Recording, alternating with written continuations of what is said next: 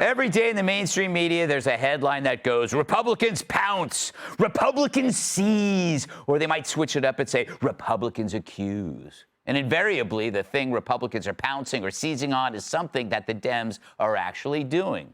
Case in point, the New York Times has a glowing piece this week titled, Immigrants are becoming U.S. citizens at fastest clip in years. The lead adding, new citizens say they're looking forward to voting in November. You don't say. The whole piece brags about how many new immigrants they're pumping through the system and how many of them are going to vote. That's in addition to all the illegals they're letting in every single day, of course. That's how Democratic-controlled states have gained congressional seats. As president, Trump tried to end this by forcing the census to ban all non-citizens from apportionment.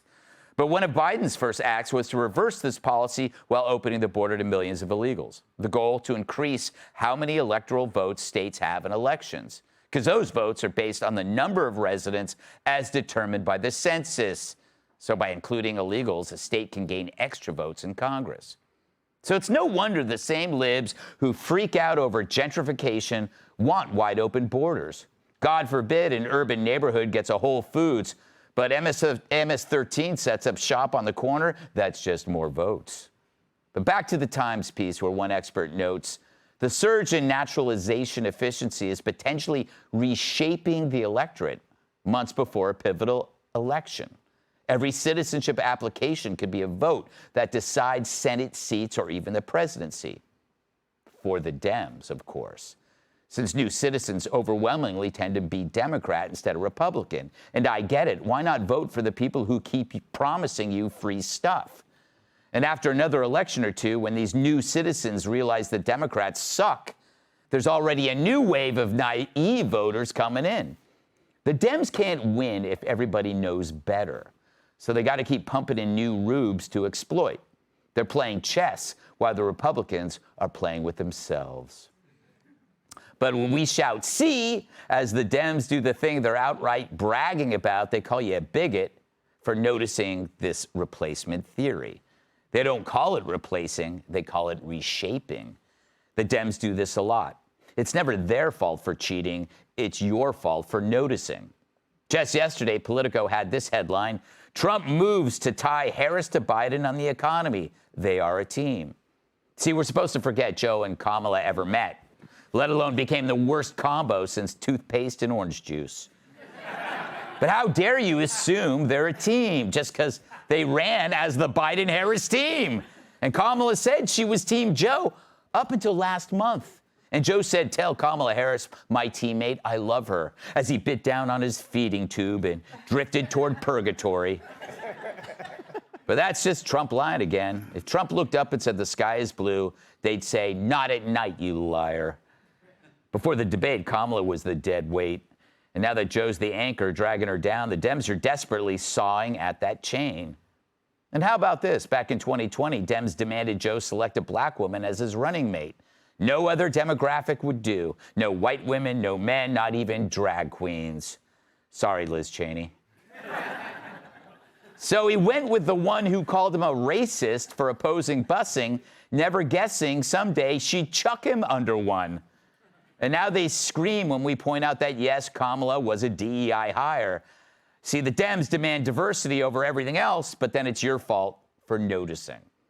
And finally, how about when a male prisoner who talks his way into a women's prison where he goes around raping everybody, is it his fault, her fault, them, they, these, and those fault? No, it's yours for noticing. See, the Dems embrace policies that once exposed make them look bad, so they call you racist. Fact is, if they could pass a law that would throw you in jail every time you notice their they'd do it tomorrow. Let's welcome tonight's guest. She once interned as a music box ballerina. Co-host of The Five in America's Newsroom, Dana Perino. Women throw their bras at him because they want him to wear a bra. Comedian Joe Mackey. He's had more ups and downs than Oprah's weight. Comedian Dave Landau. She's got a book and a baby on the way, and for $10, she'll sign both. New York Times best-selling author and Fox News contributor, Cat Tube. Dana, good to see you as always. I mean, it's been hours. It's been hours. Isn't it interesting and clever that it's called reshaping instead of replacing? Oh yes, that was some good spin. I gold medal for Yes. that if you're in the spin Olympics as the White House press secretary coming up with that. But the thing is, that's not even coming from the government. That's coming from the media. Yeah, exactly. They came up with that. I was thinking about, like, if I wanted to reshape something, I would buy Spanx. Yes. Right? Mm-hmm. If I wanted to replace something, I would get a boob job. But I'm not going to do either of those things. Mm-hmm. Instead, I will just be myself. And that's all you get. I mean, that's all it is. One other thing, though, I do think that in some ways people are thinking about this in the wrong way. Mm-hmm. And that means for people who are worried that this means that all of a sudden all the guys from Venezuela have come across the border and now they're citizens and now they're voting for the Democrats. It's actually not what's happening. You're married to an immigrant. I'm married to an immigrant. Mm-hmm. We went through the proper way. And the same immigrant. A lot of people don't know that. It's been, we're in a multiple spouse marriage. It's really unusual. I mean, it's worked out very well. And it certainly has. Actually. Peter's such a great cook. Thankfully. Boy, and Elena can really do the dishes well. It's amazing. Sexist. As I would say. Yeah. But here's the thing. In the last 3 years, the Biden-Harris administration has done a terrible job at the border. Who is the most mad about that? Immigrants. All right? Immigrants. And so the people that are getting the citizenship now are the ones who have been in the pipeline for years, waiting for this opportunity. And if you look at the numbers before the Biden dropout, Trump was doing better with Hispanics in particular, and also with Black Americans. In the latest Fox poll, Trump still has the Black Americans who had drifted towards him. They have not gone back to the Democrats, even after Harris has come on board. So I don't necessarily think that this means all of a sudden that the immigrants that are becoming citizens all of a sudden will be voting Democrat this time around. The Republicans have a chance. Well done. Well, Joe, you look great. Thank you, Greg. I dressed appropriately for being on a talk show host. I didn't just show up in a T-shirt. You know, I like the dress shirt and jacket combo. You look kind of like Mark Cuban.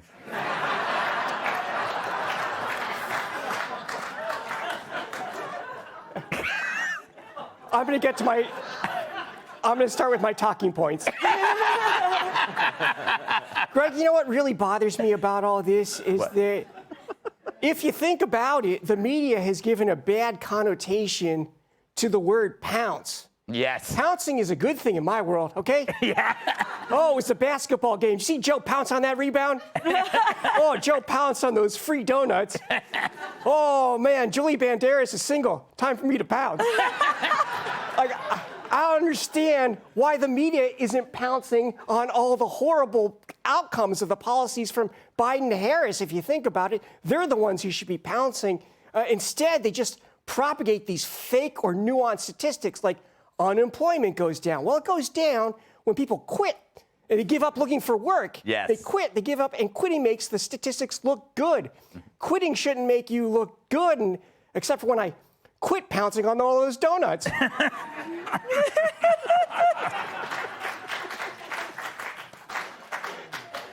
I apologize for making that reference, but we're leaving it in. All right.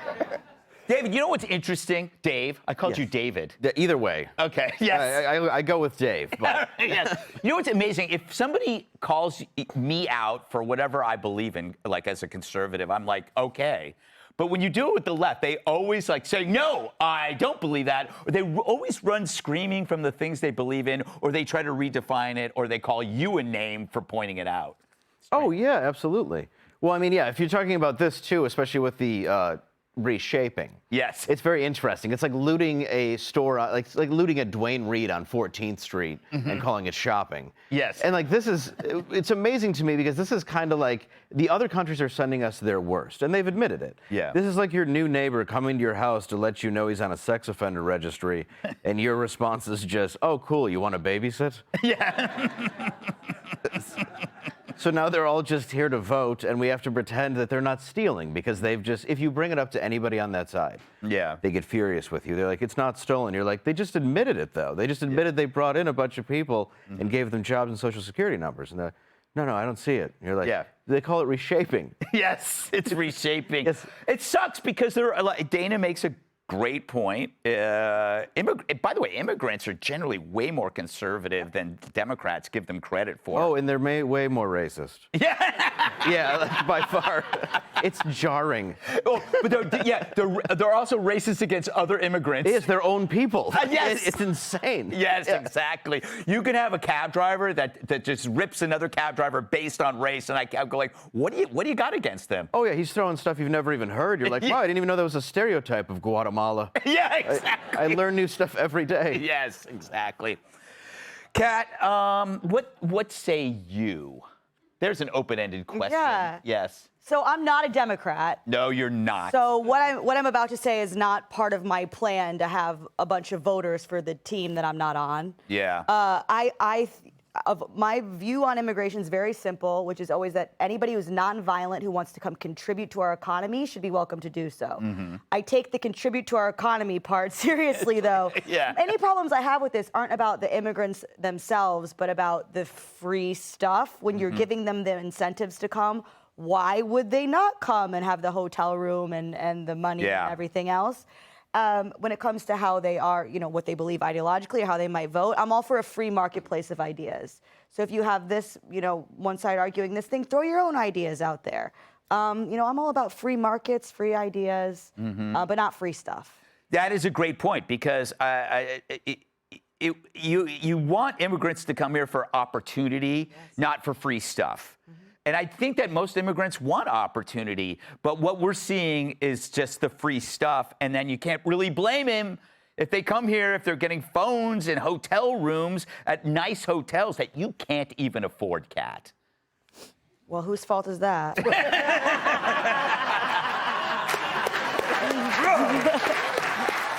Knock it off! Mark Cuban's weird brother. You're like, you know what you are? You're like in the college version of Shark Tank, All I right. take that. These are all compliments. Yes. Click here to subscribe to the Fox News YouTube page to catch our hottest interviews and most compelling analysis. You won't get it anywhere else.